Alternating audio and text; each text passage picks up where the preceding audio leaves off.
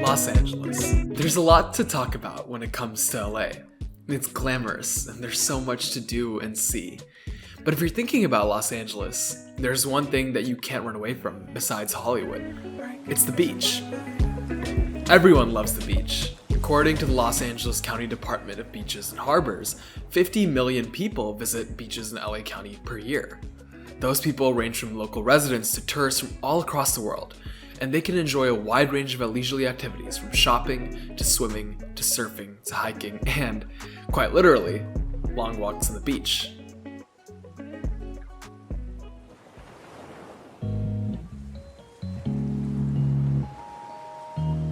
Did you know that California's beaches are remarkably open relative to the rest of the United States?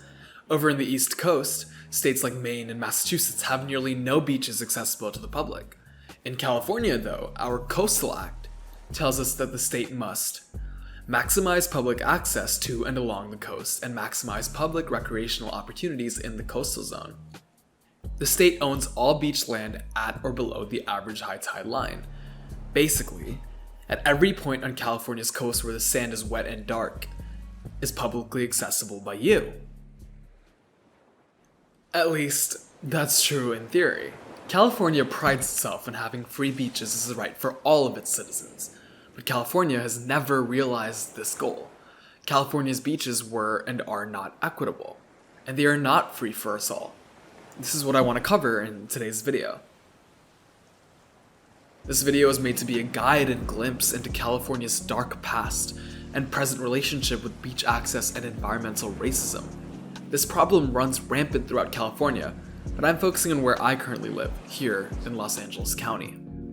In a county where park access and leisure quality are heavily impacted based on race, with people of color losing out, beach access is yet another issue that has fallen by the wayside. It's difficult to find information about this topic, especially since the current impact of systemic racism on California's beaches is not often acknowledged or discussed. It's seen as something we left behind with desegregation. After all, California is so progressive, right? Discourse is scarce, and research is scarcer still. So, I hope this video can be something you take with you to better understand why California's beaches should be freed, so that they truly belong to everyone.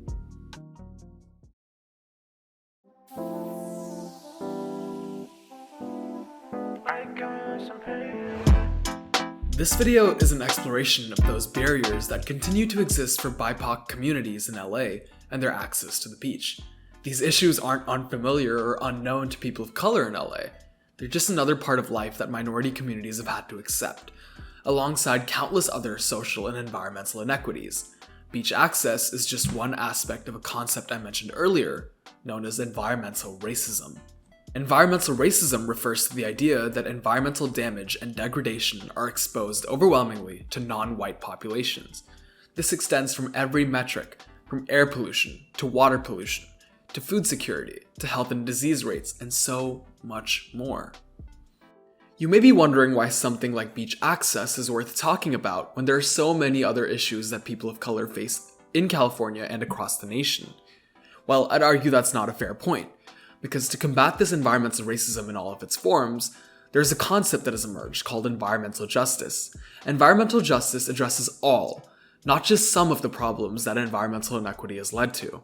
It maintains that all people, regardless of race or income, should have equal access to all environmental protections, and the right to recreation and clean spaces is an environmental right and a human right.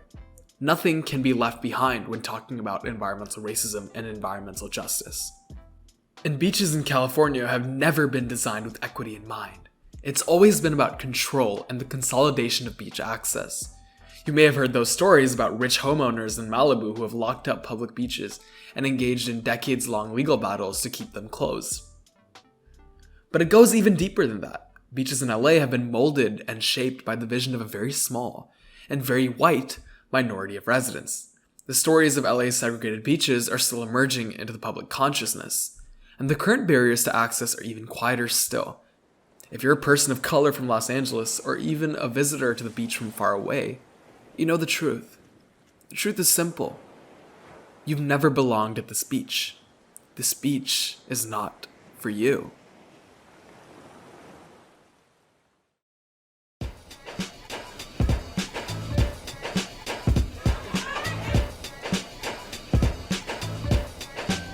It's 1912. An heiress and a chef, Willa and Charles Bruce, decide to buy a parcel of land on Manhattan Beach for $1,225, or just over $3,000 in today's money.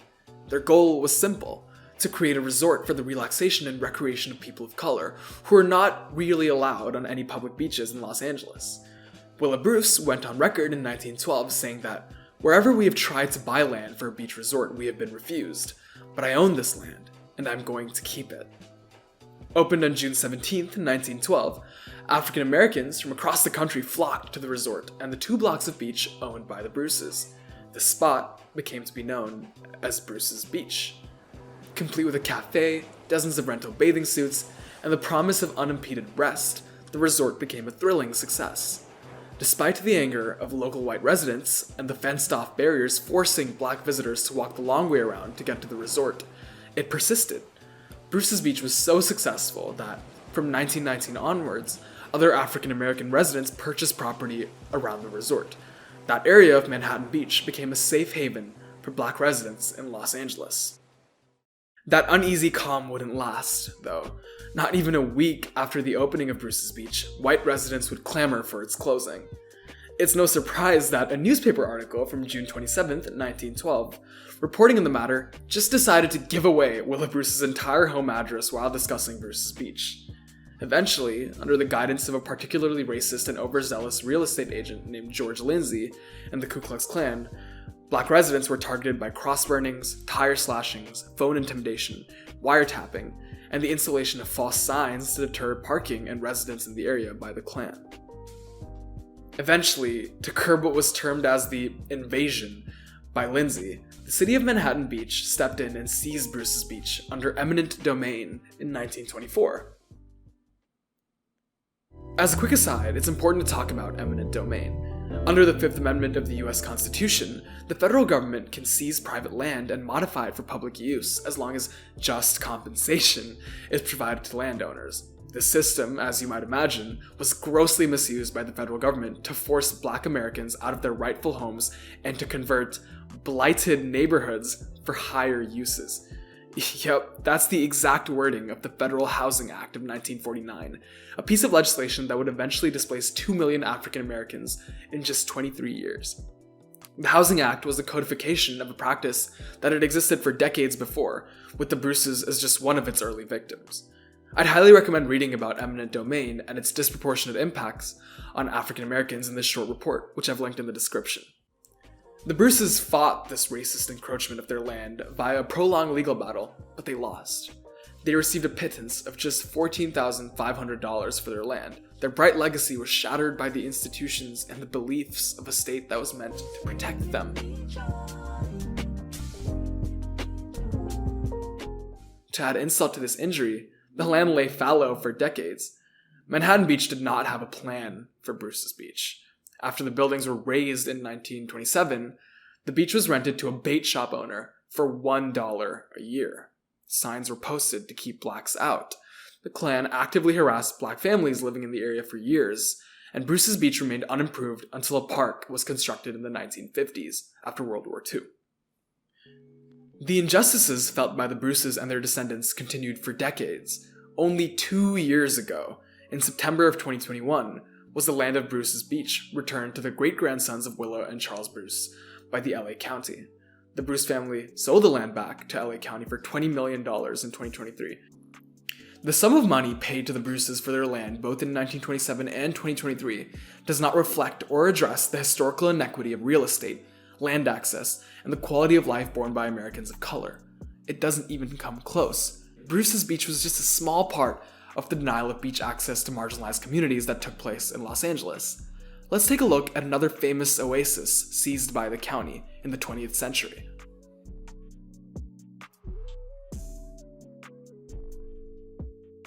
The Inqua was a pejorative name for this beach that served as a leisure space for Black Americans in the early and middle 20th century. Located on the edge of Pico Boulevard at Ocean Park, The beach was surrounded by numerous wealthy, private, white clubs that discriminated against African, Mexican, and Asian Americans. The beach space became a de facto destination for people of color after protests in the 1930s led to the complete banning of African Americans from all beaches in LA. History doesn't necessarily repeat itself, but it sure rhymes. After a few decades of tenuous peace, the beach was seized by the city of Santa Monica under the guise of, you guessed it, eminent domain in 1957. The land and the hotel for people of color on it were used to build a parking lot that would then be frequented by the ideal social class of beachgoers, white people. That's not a guess or a joke, by the way. After the end of the Second World War, Los Angeles County turned to its beaches with a new vigor. Rather than relegate their newly bustling beaches to the likes of Coney Island, the county deliberately aimed to purge its beaches of undesirables and create a space for heterosexual white people specifically. An increase in racial and sexual profiling and beach policing helped enforce this new beach order. The displacement of black property owners ensured that unwanted minorities would never encroach upon beaches like the ones in Santa Monica ever again. Or so they hoped. With desegregation and the weakening of Jim Crow laws and the construction of new freeways, Black and Latino Angelenos slowly returned to the beach in the late 60s and early 70s. But their numbers paled in comparison to their white counterparts. They never had their own safe havens again. During this time, the laws of beach access were more normative than legal.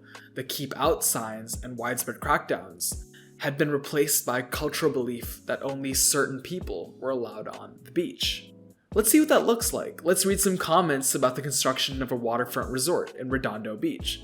The construction company behind the project, CenterCal, went on record saying that the new waterfront park they wanted to construct would cater to an affluent, sophisticated, elevated community. CenterCal protested that right now there's bad people there. It's scary on the weekends and not reflective of Redondo's demographics. These absolute dog whistles met with cheers and jeers from local property owners, as seen here. Now, if you're wondering where these comments were from, when they were from, it may shock you to learn that they're from 2016, not from decades ago. Because the truth is, nothing's really changed. Beach inequity has gone covert, but it still retains all the patterns of the past. That's because few people talk about it in the present day. It's frustrating to know that there's only one peer-reviewed article that studies the demographic data of beachgoers in Los Angeles County in any meaningful capacity. But that one paper is fascinating. It's a UCLA study titled Access to All: A New Generation's Challenges on the California Coast. It offers tangible insights into the intangible truth that all people of color living in LA and California at large know about. Take this graph, which breaks down visitors to LA beaches by demographic groups. While it's encouraging that the number of Hispanic and Latino people visiting the beach is high, and that more people are visiting the beach now than ever, African American beachgoers have still not returned to the beaches they're entitled to. Getting to the beach is disproportionately hard for non-white and low-income people too. But why? Well, getting to the beach is expensive. Low-income residents and families find themselves paying more for parking, gas, and accommodations than is viable.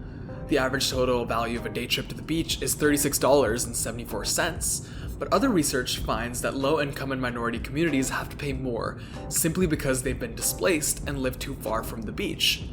This is compounding stress that leads to increased beach inequity at every point of the issue. What's more is that minorities and underserved populations are often trapped within their communities. The commute is made difficult due to lack of access to cars and congested traffic, and 72% of beachgoers in LA County report that public transportation is a major hindrance in accessing beaches. The other two primary concerns communities have with beach access include the lack of affordable parking. Most visitors are willing to pay about $8.25 for a day's worth of parking, but most LA public beaches charge $15. Lastly, visitors to the beach want affordable overnight options. Getting to the beach is already a struggle, and finding economical overnight options has proven difficult for visitors, especially to those visiting from far away. These choke points have visible effects on who gets to go to the beach.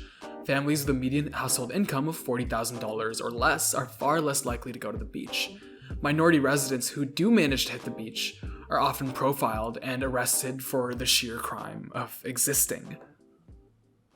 I mentioned earlier that modern research on this topic is frustratingly scarce. This actively contributes to the problem of beach access inequity. If no one's talking about it, then who's going to deal with it? On the academic side, we don't have enough deep dives into the current day issues of beach inequity. There was that UCLA study that I mentioned, and a few other recent papers exist on the periphery of these topics. I'd like to bring attention to one of them: coastal access equity and the implementation of the California Coastal Act, one of the very few other pieces of recent peer-reviewed literature that looks at current-day issues faced by minorities accessing California's coastline. It offers a powerful toolkit for mitigating California's coastal racism, but does not situate the issue in its deeply racist past. On the public side, people are understandably frustrated that beaches are not accessible to them. Most of the public discourse around beach access focuses on single-issue beach issues, like beaches that are locked up by private residents across Los Angeles County. This access of rich versus poor coastal access is rightfully brought up, but it often leaves important discussions of race by the wayside. We need to understand that every aspect of this problem is inextricably linked, and I hope you can start here. This is where we are. The beach is free. It's tantalizingly close to us, and yet many of us can't go. What stands in our way is more than a century of barriers, both physical and intangible, that keep certain people out and let certain people in. They've never truly been addressed, so they've never actually gone away. In a city that prides its beaches as the place to be, large swaths of LA County have resigned themselves to the fact that they'll never go to the beach. The fatigue and burden of generations of restrictions have taken their toll on the people of color across Los Angeles. But what can we do about it? First and foremost, we must remember that this beach belongs to all of us, regardless of race, gender, orientation, or anything else. Know your rights. All of California's beaches are yours to explore. If you've never heard of Your Coast, it's an app that the state of California forced Napster founder Sean Parker to invest in after he illegally blocked parts of Big Sur's coastline off for his wedding. It's a crazy story, I know, but the app is amazing and allows everyone to check out which beaches are available, where to park, and how to access them. In places like Malibu, where fake no parking signs and blocked off public access pathways are almost indistinguishable from what even the Coastal Commission itself remembers putting up, I'd recommend the Our Malibu Beaches app. It's interactive, constantly updated, and allows you to find out how to access different beaches. This may seem like a simple step, but it's a big one. You can't let them take the beach away from you. The Inkwell from earlier was able to stay open for decades longer thanks to swim-ins conducted by the NAACP in 1928. Access to our coast depends on our constant use of it and our refusal to back down. Without an uproar, it's easy to take the beach away. But this problem is more systemic than individual, though. Research has identified 3 major steps to ensuring low-income and minority communities can have the beach access they deserve. They are: 1. Affordable public transit that serves inland communities. As fun as it is to make fun of LA's public transportation, the Metro E-Line has recently expanded further into the heart of LA and goes all the way to Santa Monica. Continued service into central communities would make beach access much more plausible. 2. Cheaper parking and serviceable amenities in and around beaches. According to the Stanford research pioneering these solutions, this is the most understudied but most important aspect of coastal access, and the sentiment aligns with public discourse on the matter. If you go to Google or Yelp and check out bad reviews for any public beach in LA, they're often talking about some combination of expensive parking and terrifying bathroom conditions. Where is the money they're paying going? 3. Cheap and affordable overnight accommodation is a must for more equitable access to the beach. People should be able to stay at the beach as long as they want. In the UCLA research from earlier, 3 out of 4 people in the recent statewide poll told us that limited affordable options for staying on the coast are a problem. The average amount that people said they were willing to pay for overnight lodging on the coast was $117.65 per night. You may be wondering what role you can play in this. It's often difficult for individuals to feel empowered to make large-scale changes like this. But it's possible. Remember that gaudy and racist Redondo Beach project from earlier? Well, it fell through, and it was thanks to public voting and massive public backlash at California Coastal Commission meetings. In fact, the Coastal Commission website is an amazing tool to stay informed and make decisions about your coast. California residents can easily check out up-to-date information on meeting events, submit public comments, and really make an impact on our coastline. There are also numerous other organizations whose entire goals are explicitly to bring people of color to the shores of LA. The California Coastal Conservancy sponsors Explore the Coast grants for low-income and minority communities. Over $18 million has been raised since 2013 to provide funding for programs that educate, elevate, and empower minorities with the tools to access their beaches across California. If you are in or know of an organization that could qualify for this funding, you can apply here. It's linked in the description below too. Other organizations, like Color the Water and the Surfrider Foundation, are great ways to get onto the coast and the beach alongside other people of color. If you've ever wanted to ride the waves in a safe and supportive environment, check out Color the Water here. These are just some of the many options that you have to make the beach yours. They're new, and they're growing, and they're certainly not enough. But they're a start. And if you want an even smaller step, I have one for you. Grab your friends and try your hardest to make it out onto the beach. Many of us have been told, loudly or silently, that the beach isn't the place for us. But they're wrong. The sea and the sun are for every single one of us. The first step is just taking that first step out onto the sand. Look, this beach wasn't made for you, but it belongs to you.